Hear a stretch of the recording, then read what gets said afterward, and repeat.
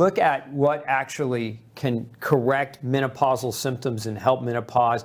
And in some cases, like I want to share a story with you. I've seen this happen time and time again in my practice, but this one in particular is very unique. I had a woman come to see me from New York. She came to my practice and she was going through what she felt like, or what was diagnosed with by her other doctor, with menopause, and she came to see me. And now she's in her, she's in her late 30s at this point, and she's not really technically menopausal, but that's what she's been told. And so her doctor's pumping her full of hormones, right, estrogen predominantly, to treat the symptoms, the hot flashes and the night sweats.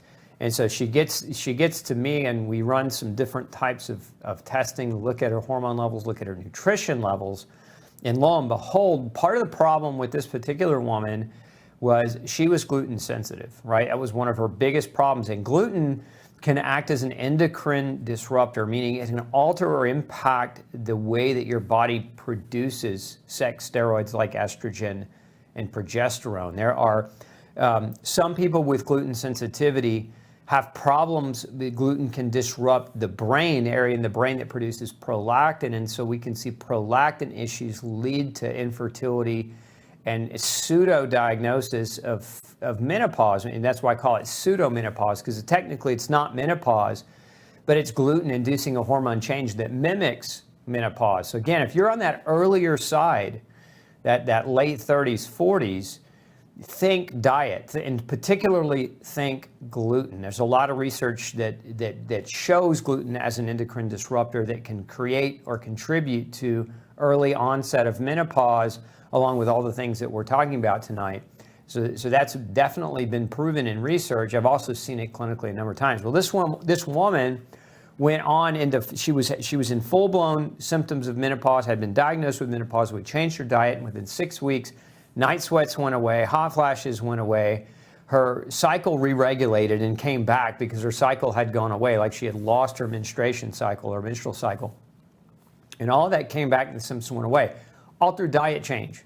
And the diet change that was required in her case was a gluten grain-free diet, right? So never underestimate the power of diet change as it relates to this. A lot of doctors already, right, especially in the OB-GYN arena and the GP arena, they'll poo-pooh diet just anyway because they don't believe in it, because they never studied it and they don't understand it and they never apply it, so they never see it work. So they are skeptics that it will work. And that's sad, but that's, unfortunately, that's a reality. That being said, diet change can be one of the most effective ways, and I've seen case after case after case of women that were told they had menopause actually have a menstruation cycle come back. So like, we're now going back, and some of you say, well, I didn't want my menstrual cycle. That was actually one of the benefits of starting menopause. But again, remember the symptoms of what happens, or the risks that you take when you launch into an early menopause, right? Early loss of fertility, just one aspect, but these others: dementia, brain fog, brain fatigue, inability to have word recall, right? Osteoporosis or bone loss, again, the fractures, the increased risk for the development of fractures, heart disease. Like, these are very real risks that you don't want. And again, obviously an increased risk in death. So if you're not really in menopause, but you're in pseudo, again, I call it pseudo menopause, it's because there's a hormone disruption, right, being induced by the food that you're eating.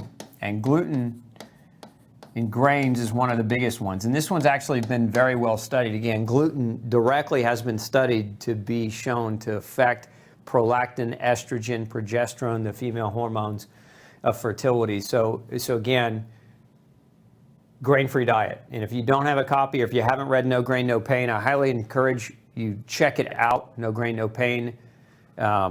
It's not just, the book is not just about pain, right? It's about the pain of being dysfunctional more than anything else. So that could be physical pain, that could be hormonal symptoms of something like this, right, and other things. So, but highly recommend that you read it if you haven't, so that you can fully understand how important a grain-free diet can be, and who should suspect gluten, right? And anyone going into early menopause should suspect gluten as a trigger for that.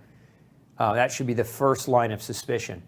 Now, we'll get into some of these natural treatments here in just a minute. So those of you that are actually in menopause, maybe it's a true case, not a pseudo case, where we can talk about some of the symptom improvement and some of the things associated with that. But I want to talk a little bit too,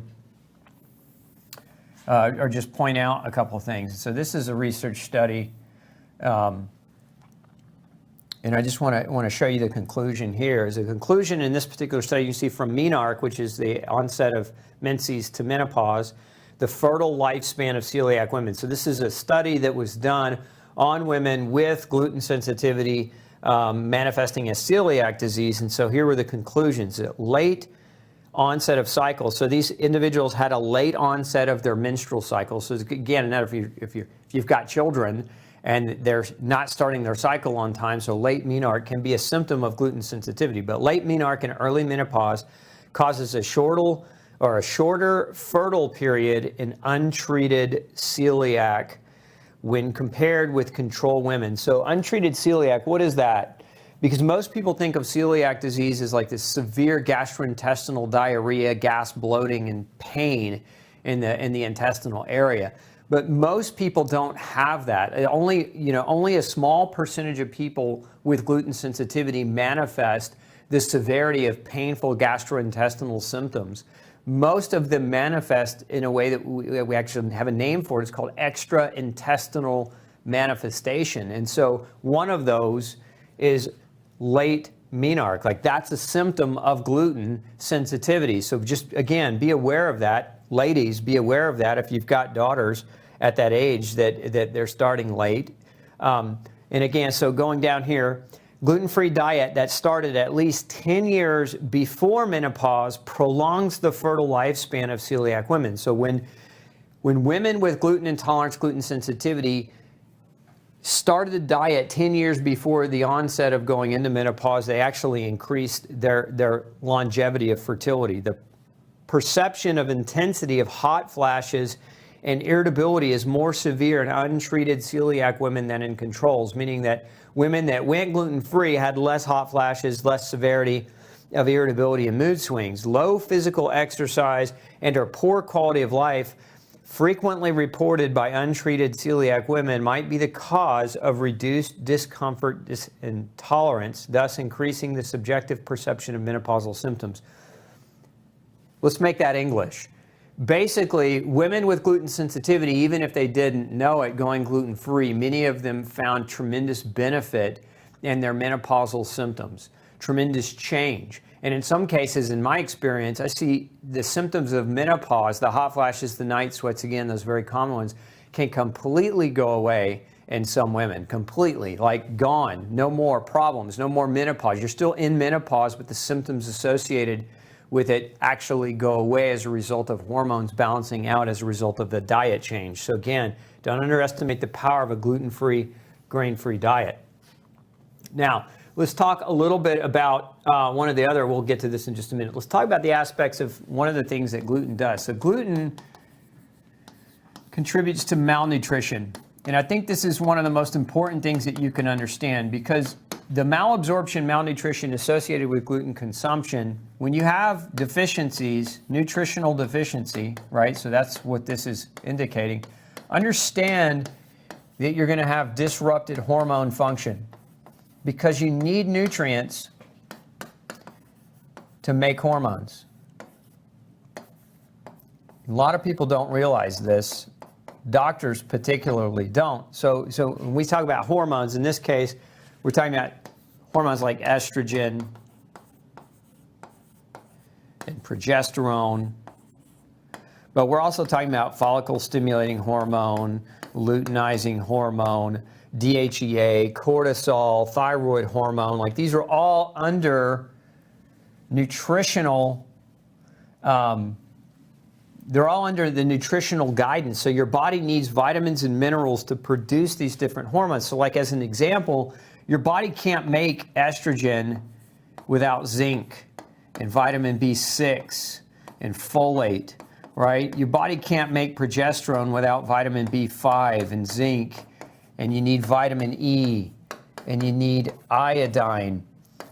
Right? You need these nutrients to properly biochemically produce these hormones. And so if you're gluten sensitive and you're eating gluten, you're causing malnutrition that leads to vitamin deficiency. The vitamin deficiency happens to be some of these nutrients, then now your body's not going to be able to produce the estrogen, the progesterone, the other hormones is necessary to properly maintain hormone function. And this is where a lot of symptoms can really set in. Now, to that note, I want to show you this next piece, because what it's talking about a research study for natural menopause, right? So dietary intake and age at natural menopause, results from the UK women's cohort study. So here's what they found in this particular study. It was a 4-year follow-up period. Refined pasta and rice was associated with earlier menopause. Now, rice is one of those grains, as we've talked about, and a lot of you think it's gluten-free, but technically it's not. It's also very high glycemic, as is refined pasta. And it's that glycemic index that really drives a process that can lead to or contribute to earlier menopause. So this was studied again, a 4-year follow-up, that these high glycemic grains led to earlier menopause. Now, and the other thing they found is a higher intake of vitamin B6, okay, coming back over here to where I was just talking about estrogen production, right? Vitamin B6, okay, and zinc. Right, so higher intake of B6 and zinc in the diet, right, was associated with later age at menopause, meaning that a woman had longer years of fertility, healthier hormone balance and fertility as a result of having adequate quantities, higher quantities of these nutrients, right? So again, refined grain combined with lower levels of B6 and zinc, lower levels of nutrients, contributes to earlier onset of menopause and loss of fertility years. And this is just one study that I just wanted to point out, that particular study out. I mean, there are a number of different research studies that show the same point, and we could do a research review, but we don't have time to get into the entire literature tonight. Hey, don't forget to check out the rest of the series right here. Make sure you hit subscribe below. And as always, thanks for tuning in.